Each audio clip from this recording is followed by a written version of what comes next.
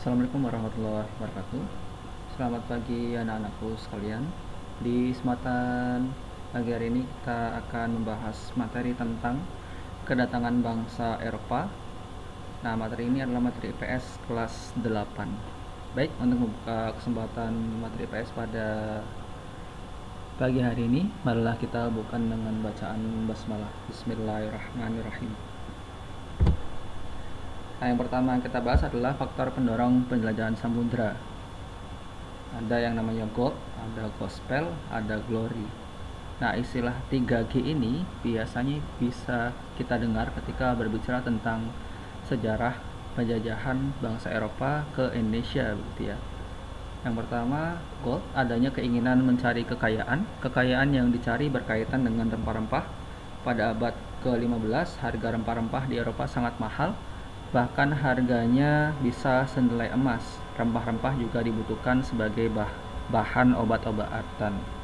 Kemudian adanya keinginan menyebarkan agama Nasrani atau gospel. Bangsa Eropa membawa misi khusus, yaitu menyebarkan agama Nasrani kepada penduduk yang berada di daerah yang dikuasainya. Misi khusus tersebut dianggap sebagai tugas suci yang dipelopori oleh bangsa Portugis yang merupakan kerajaan Katolik yang taat. Selanjutnya yang ketiga, adanya keinginan mencari kejayaan atau glory. Adanya anggapan bahwa bangsa yang mempunyai tanah jajahan yang luas merupakan bangsa yang berjaya. Ini yang kemudian menjadi motivasi bangsa Eropa untuk kemudian melakukan penjelajahan samudra, atau bahasa lainnya ya menguasai daerah lain gitu ya. Ada gold, glory, dan gospel. Selanjutnya ada 2 poin lain, yaitu yang pertama perkembangan ilmu pengetahuan dan teknologi. Ditemukannya teori heliosentris dari Copernicus yang mengatakan bahwa pusat peredaran tata surya adalah matahari. Planet-planet berputar mengelilingi matahari dan bumi berputar pada porosnya. Bentuk bumi tidak datar tetapi bulat. Hal ini mendorong bangsa Eropa untuk melakukan pembuktian. Selanjutnya dikembangkannya teknik pembuatan kapal yang dapat digunakan untuk mengarungi samudra luas. Selanjutnya mulai ditemukannya mesiu untuk persenjataan. Senjata ini dapat digunakan untuk melindungi kapal pelayaran dari ancaman bajak laut dan sebagainya. Selanjutnya ditemukannya kompas sebagai alat penunjuk arah, tidak lagi mengandalkan letak posisi bintang yang terkadang terhalang oleh awan. Nah, dengan adanya perkembangan ilmu dan teknologi ini, bangsa Eropa termotivasi gitu ya, menjadi sebuah faktor pendorong bahwa teori-teori tadi harus dibuktikan. Selanjutnya, jatuhnya Konstantinopel ke tangan Kekhalifahan Turki Utsmani. Jatuhnya Konstantinopel ke tangan Turki Utsmani berdampak bagi jalur perdagangan bangsa Eropa dalam mendapatkan rempah-rempah, khususnya bagi republik-republik maritim Italia seperti Genoa dan Venesia. Perdagangan yang semula bisa dilakukan dengan para pedagang Arab dan India di kota Konstantinopel, setelah jatuh ke tangan Turki Utsmani, kota Konstantinopel memberlakukan aturan yang cukup ketat sehingga menyebabkan mahalnya harga rempah-rempah. Hal tersebut juga mendorong bangsa Portugis dan Spanyol untuk melakukan penjelajahan samudra atas perintah dari Paus Alexander VI sebagai pemimpin Vatikan waktu itu. Portugis dan Spanyol adalah kerajaan Katolik yang taat dan mempunyai kekuatan yang besar pada waktu itu. Nah, selanjutnya kedatangan bangsa Eropa ke Indonesia. Yang pertama bangsa Portugis melalui sebuah pelayaran yang dipimpin oleh Bartholomeus Dias pada tahun 1487 tiba di Cape of Good Hope, Afrika Selatan. Selanjutnya Vasco da Gama 1497 tiba di Cape of Good Hope, Afrika Selatan. Kemudian 1498 tiba di Calcut, India. Selanjutnya Alfonso del Albuquerque tahun 1511 menaklukkan Malaka dan menaklukkan jalur perdagangan rempah-rempah, diterima oleh Raja Ternate dan mendirikan benteng di Ternate yang diberi nama Sao Paulo. Selanjutnya bangsa Spanyol. Christopher Columbus, orang Italia berlayar atas nama kerajaan Spanyol pada tahun 1594 mencapai pulau yang diberi nama San Salvador, Kepulauan Bahama. Ferdinand Magellan, utusan Raja Charles pertama, menuju Kepulauan Maluku yang dikenal juga sebagai Kepulauan Rempah-Rempah atau Spice Island.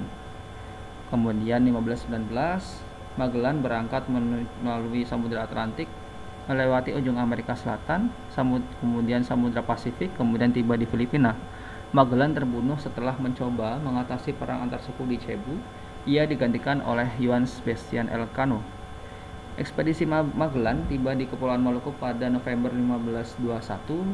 Mereka singgah dan bertemu pada Sultan Tidore. Sejak saat itu terjalin kerjasama antara Spanyol dan Tidore.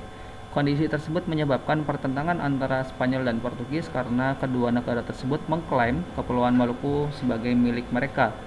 Perselisihan kedua belah pihak tersebut kemudian diselesaikan dengan Perjanjian Zaragoza 1529. Maluku kemudian dikuasai oleh Portugis dan kemudian Filipina dikuasai oleh Spanyol. Selanjutnya bangsa Inggris dirintis oleh Francis Drake dan Thomas Cavendish.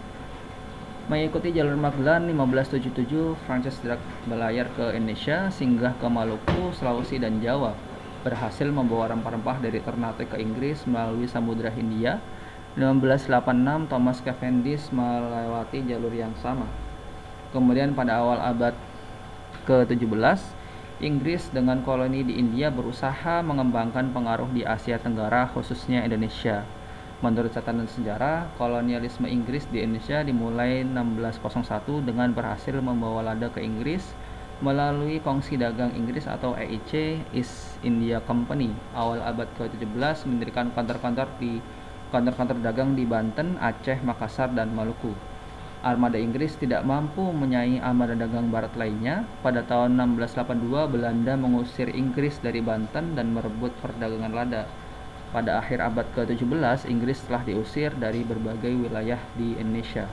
Kemudian Inggris memusatkan aktivitas perdagangannya di India dan membangun kota-kota perdagangan di Madras, Kalkutta, Bombay, India.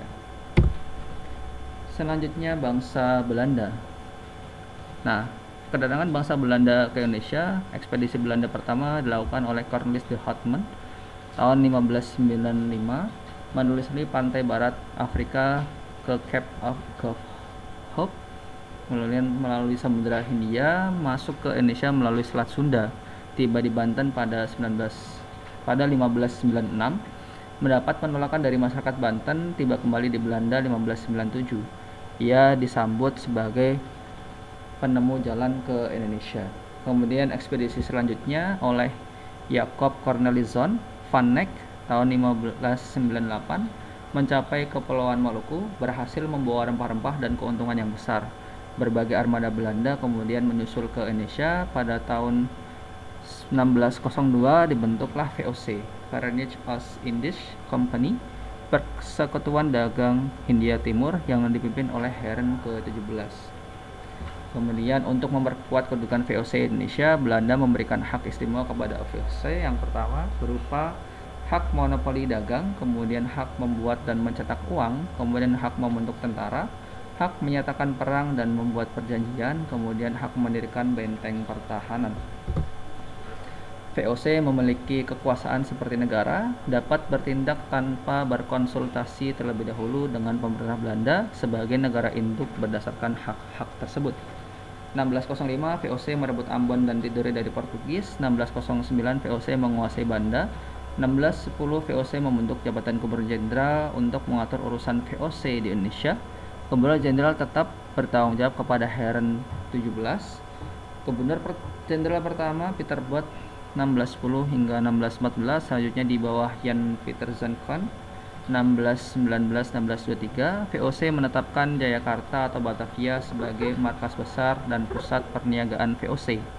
Belanda menguasai Jayakarta atau Batavia tahun 1619, Makassar pada 1667, Banten pada 1682. Berbagai wilayah di Jawa berhasil direbut dari Kerajaan Mataram pada awal abad ke-18. Setelah Perjanjian Giyanti tahun 1755, VOC secara efektif menancapkan pengaruhnya di Kesultanan Yogyakarta dan Kesunanan Surakarta. Nah, tetapi kekuasaan VOC di Indonesia juga kurang lebih 1 abad, begitu, tidak lama. Yang katanya 350 tahun berarti tidak semuanya VOC, begitu ya. Dan sebagiannya langsung dikomandoi oleh Kerajaan Belanda, begitu. Nah, pada 31 Desember 1799 VOC mengalami kemunduran. Kemunduran tersebut diakibatkan faktor-faktor sebagai berikut, diantaranya korupsi dan pencurian yang dilakukan oleh pegawai VOC, maraknya perdagangan gelap di jalur monopoli VOC, kemudian besarnya anggaran VOC tidak sebanding dengan pemasukannya, kemudian gencarnya persaingan dengan negara Perancis dan Inggris. Nah, begitu kurang lebih untuk kedatangan bangsa Eropa ke Indonesia. Insya Allah nanti pertemuan selanjutnya materinya tentang perlawanan masyarakat Indonesia terhadap bangsa Eropa. Oke, cukup sekian dari saya. Terima kasih. Jangan lupa like dan subscribe channel saya supaya ke depan lebih baik lagi. Silahkan bagi yang ingin memberikan masukan bisa menyampaikan di kolom komentar. Dan untuk menutup kesempatan pertemuan kali ini, marilah kita tutup dengan bacaan hamdalah. Alhamdulillahirrahmanirrahim. Cukup sekian dari saya. Kurang lebihnya mohon maaf. Billahi taufiq wal hidayah. Assalamualaikum warahmatullahi wabarakatuh.